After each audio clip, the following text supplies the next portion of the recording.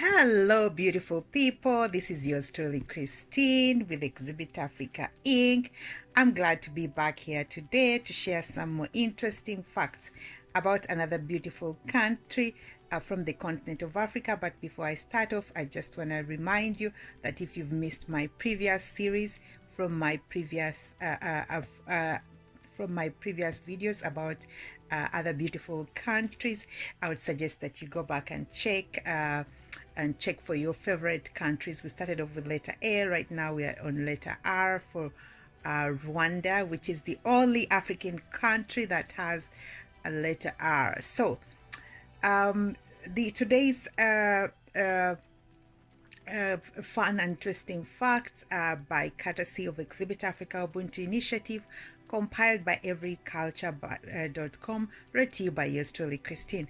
So I'm comfortable. I hope you're comfortable too. I'm really comfortable and cozy, as you might see. So I hope you're as comfortable as I am. So let's get started with this beautiful country of Rwanda. So first of all, we're going to look at the culture name, the alternative names, and the orientation. And before we get started, I want to let you know that some of the events that I might be sharing in today's series might be outdated. So if you have any current information, please feel free to share, okay, in the comment space below. So let's start off with this beautiful country. The cultural name of Rwanda is Rwandan. The alternative names are Banyarwanda, Banyamulenge, Bafumbira. So let's move on to the orientation. The Rwanda culture includes not only the population of Rwanda, but people in neighboring states, particularly Congo and Uganda, who speak the Kinyarwanda language. The important ethnic divisions into Rwandan culture between Hutu, Tutsi, and Twa are based on perceptions of historical group origins rather than on cultural differences. All these three groups speak the same language, practice the same religions, and live interspersed throughout the same territory. They are thus widely considered to have a common culture. Despite deep political divisions, the Rwandese in Congo and Uganda include both refugees who generally maintain a strong identification with the Rwandan national state, and Kinyarwanda speakers who have lived outside Rwanda for generations and therefore have distinctive cultural identity within the wider national culture. Now let's move on to the location and geography of Rwanda. Hope you're comfortable. All right, so known as the land of a thousand hills, Rwanda is a mountainous country located in the far west edge of the Rift Valley, bordering on Burundi, the Democratic Republic of Congo, Uganda, and Tanzania. Rwanda rises from relatively flat plains in the east along the Tanzanian border to steep mountains in the west along the continental divide between the Congo and Nile rivers. From the continental divide, the land drops sharply to the shores of Lake Kivu, which forms most of Rwanda's border with Congo. A range of high volcanoes forms Rwanda's northwest border. The mountainous topography continues in the North Kivu region of Congo, where almost half the population identifies as Rwandese. A concentration of Kinyarwanda-speaking Tutsi, known as the Banyamulenge, lives in the high plateaus and the high mountains above Lake Tanganyika in South Kivu. The Bufumbira region of southwest Uganda is also Kinyarwanda-speaking. The difficulty of travel and isolation resulting from the mountainous topography historically encouraged largely self-sufficient local communities and many local variations of the culture. But the modern centralization state implemented during the colonial period has encouraged a degree of cultural homogenization, at least within the borders of Rwanda. Let's move on to the demography, and I hope you can see me clearly. Uh, War and political turmoil have led to radical population shifts in Rwanda. In the past decade, according to the 1991 census, the total population of Rwanda was 7.7 million, with 90% of the population in the Hutu ethnic group, 90% Tutsi and 1% Twa. Though the actual percentage of Tutsi was probably higher, during the 1994 genocide, an estimated 80% of the population of the I beg your pardon, an estimated 80% of the Tutsi population living in Rwanda was killed. Perhaps 600,000 people, but after Tutsi government dominate, but after a Tutsi government, I beg your pardon, but after a Tutsi dominated government came to power in Rwanda in 1994, an estimated 7,000 Tutsi refugees returned from abroad. Meanwhile, several hundred thousand Tutsi also died in the genocide and war and from diseases like cholera that spread in refugee camps when at the end of the war. Several million Hutu fled to Tanzania and Congo. Several million were internally displaced within Rwanda. War that broke out in Congo in 1996 killed thousands more Hutu and drove most Hutu refugees. I beg your pardon. Several million Hutu fled to Tanzania uh, and Congo. Several millions were internally displaced in Rwanda. War that broke out of Congo in 1996 killed thousands more Hutu and drove most Tutsi refugees back into Rwanda. As a result, the size and ethnic breakdown of the population are thought to be roughly comparable today to that before 1994 war. Rwanda is the most densely populated country in Africa.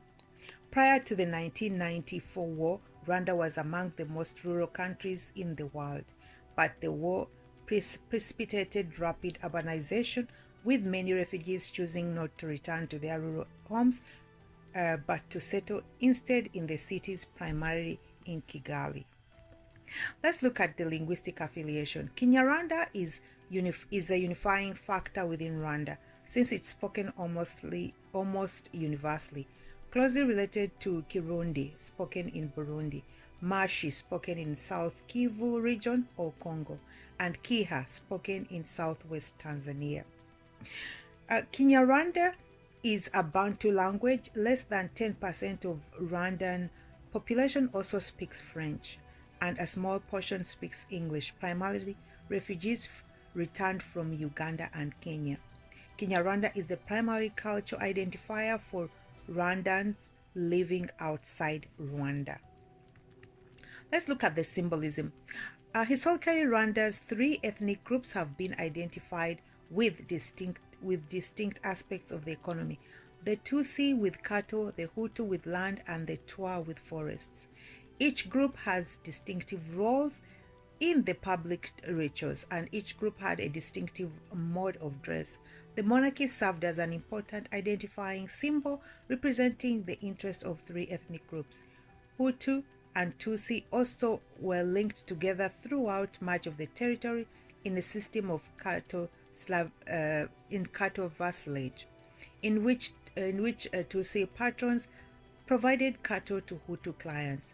During the colonial period, however, the monarchy lost much of its legitimacy as it became increasingly identified with the Tutsi minority, and the system of cattle vassalage became viewed as a system of exploitation by Hutu, of Hutu by Tutsi. The cattle vassalage system was abolished in the 1950s, and Hutu politicians deposed the king in 1961. After independence in 1962, the all-Hutu government sought to portray Rwanda as a Hutu country, emphasizing agrarian culture symbols.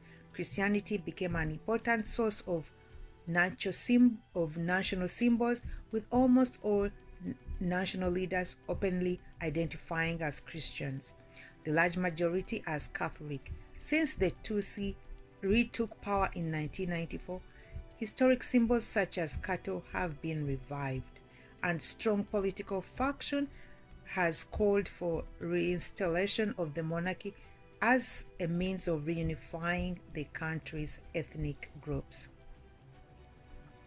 Okay, so let's move on to the history and ethnic relations. Emergence of the nation.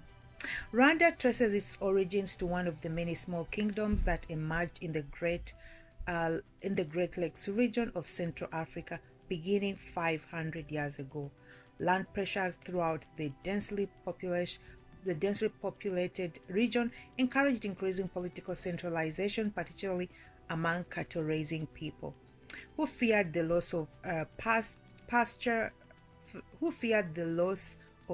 land to encroaching cultivation.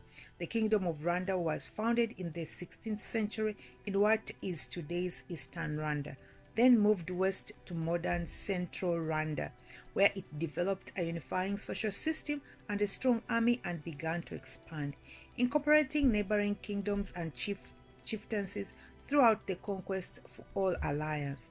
A complex system emerged based on political and economic ties rather than shared cultural identity. In the Central Kingdom, power was centralized, and an ethnic division between Hutu, Tutsi, and Twa became well developed. A system of cattle vassalage bound local communities together and tied them to the monarchy. Areas outside the Central Kingdom retained their distinctive political and social organization of varying degrees, with some chieftaincies merely paying tribute to the Rwandan king, but remaining otherwise autonomous. During this period, some Rwandese also resented the increasing political control, immigrated from the kingdoms, resettling in Congo, where they formed a distinctive Rwandan community known as the Banyamulenge. Let's look at the national identity. Colonial rule, which began in 1895, was the primary force leading to the emergence of Rwandan national identity. German colonial authorities and the Belgians who placed them in 1916 actually regarded the Tutsi, Hutu, and Twa as three distinctive national groups, but colonial policies led to greater identification with the Rwandan national state for all groups. Even as they also created greater ethnic identification and polarization, the colonial overlords helped the Rwandese monarchy to centralize its power and extend its social system throughout the territory that is contemporary Rwanda, eliminating the local social and political variations that had existed in the pre-colonial period. By establishing modern state institutions in Rwanda, the colonial administrators also imported the ideas of nationality associated with the modern nation state. Subsequent social and political conflicts have revolved around how exactly Rwandan nationality should be defined. For example, which ethnic groups should be included as true Rwandans, rather than over the validity of Rwanda as a national identity, as in many African states. Let's look at the ethnic relations. The three ethnic groups in Rwanda emerged through a complex process of migration and social and economic differentiation that took place over several centuries.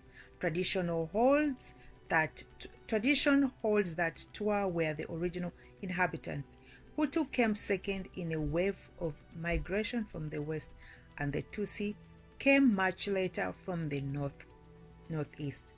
Archaeological and anthropological research, however, indicates that in fact patterns of migration were much more complex as populations moved into Rwanda over many centuries. Each new group of migrants adopted the local language and most local customs, although they also added some of their own beliefs and practices to their local culture. Modern ethnic identities emerged fairly recently and therefore could not derive primarily from migration. In fact, the differentiation throughout the region into three fully distinctive ethnic groups occurred only during the colonial period and grew much more from European ideas about race and identity than from historical cultural patterns. German and Belgian policies were based on the concept of indirect rule, which sought to administer colonies throughout existing structure of power.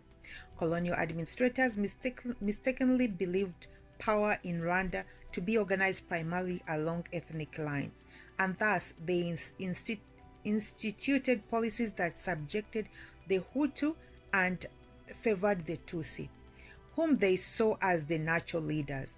The colonial rulers did not in fact maintain local power structures unchanged, but centralized the political system, eliminating local political variations, including abolishing autonomous Hutu chieftaincies.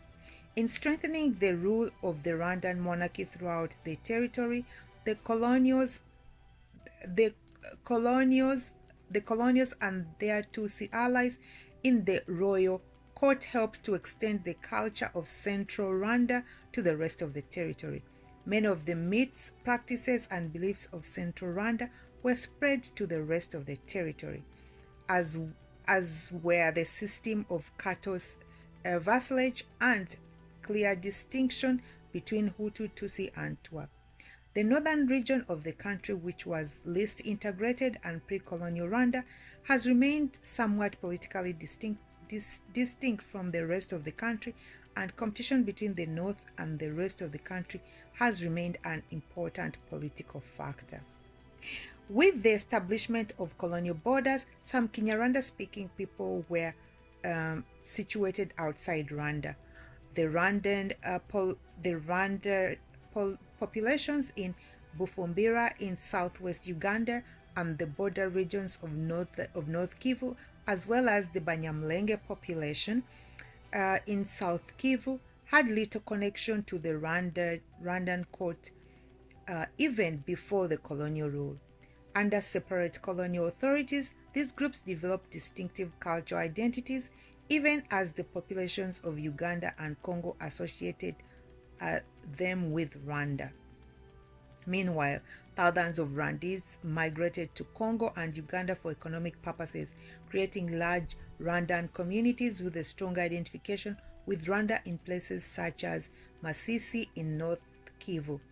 In the Rwandan community outside Rwanda, the distinction between Hutu and Tutsi remained less significant than it became within Rwanda, as most Kinyarwanda speakers were collectively known as Banyarwanda.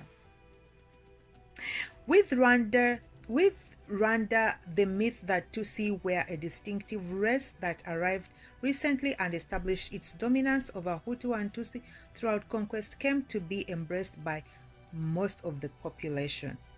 It served the interests of the Tutsi elite, who used it to reinforce German and Belgian prejudice that regarded Tutsi as natural rulers. During the colonial period, Rwanda was administered jointly with its neighbor to the south, Burundi, which had a closely related language and a similar social structure. While Hutu, Tutsi, and Twa in Burundi as well, the ethnic politics in the two countries tended to develop in tandem, with events in one country aspiring a response to the other. In the 1950s, as independence approached, a movement of Hutu ethno-nationalistic arose in response to the growing impoverishment of Hutu and the dominance of the Tutsi. The Hutu ethno-nationalists claimed that the Hutu were the true Rwandans and the Tutsi were foreign interlopers. A peasant uprising in 1959 drove the Tutsi chiefs from the office and led thousands of Tutsi to flee the country, most of them to Uganda, Congo, and Burundi. Anti-Hutu violence in 1972 in 1972 in Burundi, where the Tutsi remained in charge, inspired the anti-Tutsi violence in Rwanda in 1973 and led thousands more Tutsi to flee into exile. Hutu ethno-nationalism remained an important ideology in Rwanda, and ultimately Hutu leaders used the idea that Tutsi were not true Rwandese to inspire Hutu soldiers and militia to slaughter the country's Tutsi population in 1994, along with the modern Hutu who challenged the exclusivist national ideology. Although they embraced the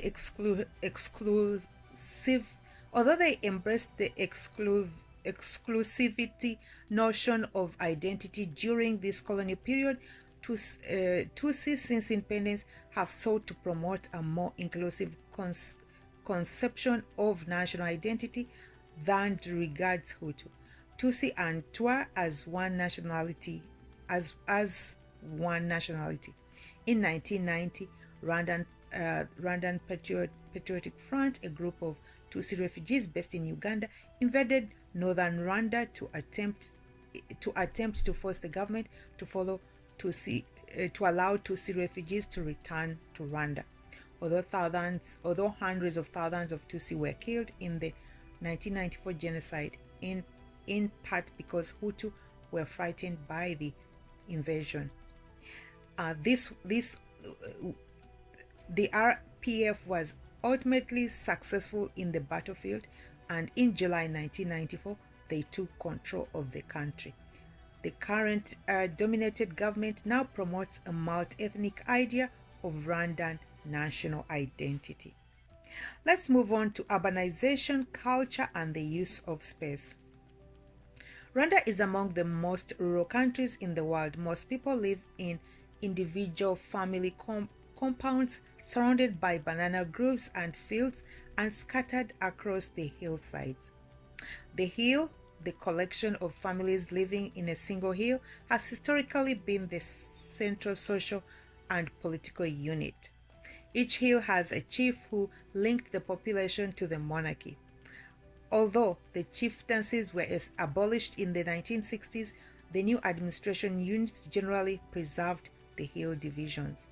The extreme violence that swept the country in 1994 devastated Rwanda's rural social structure, with millions of people uprooted from their homes, hundreds of thousands killed, and hundreds and thousands more returned from long exile. Rwandan society underwent rapid social change. Most of the returned Tutsi refugees chose to settle in urban areas, while the most Tutsi in the countryside were killed or chose to move to the cities. As a result, urbanization took on a new ethnic character, even as the rate of urbanization jumped dramatically. Meanwhile, the government instituted a program of villagization in the countryside, forcing peasant farmers to leave their isolated homelands to live together in small, overcrowded villages.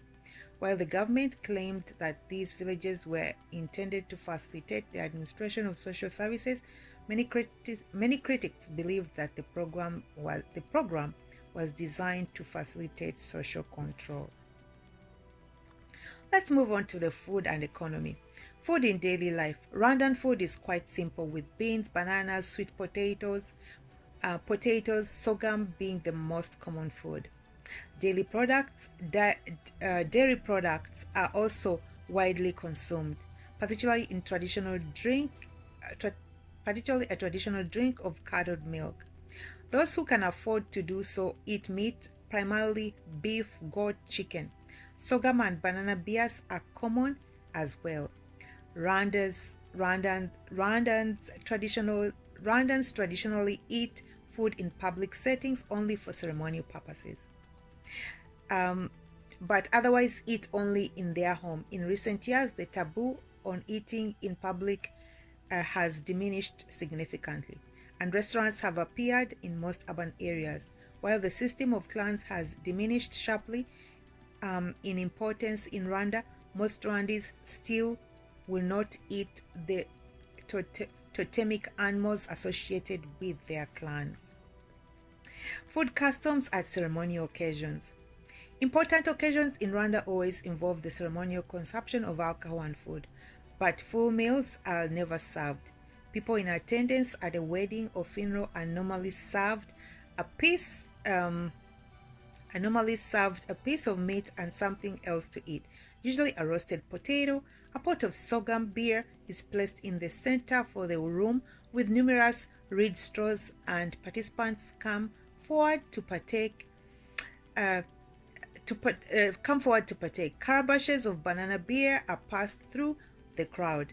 It's also customary to serve people food drinks when they visit home. Refusing to partake of offered food or drink is considered a grave insult. Hosts typically sip from drinks and taste the food first before passing it on to the guest to show that it is safe for consumption and have not poisoned it. Visitors are often presented with food as gifts to take with them at the conclusion of their visit. The basic economy. Rwanda has an overwhelmingly agrarian economy. Most residents live largely from subsistence farming, growing some coffee on the side as a means of earning income. The level of industrialization remains extremely low.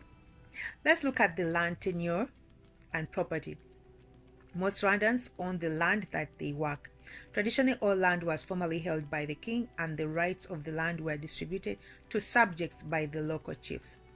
But in practice, Rwandans controlled their own land and passed it down as an inheritance to their male children.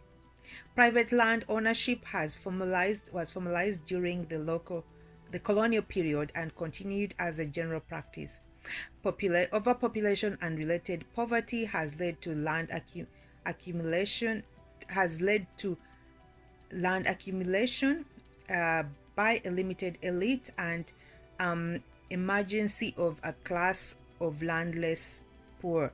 But most rural residents, even the very poor, own at least some of the fields they work on.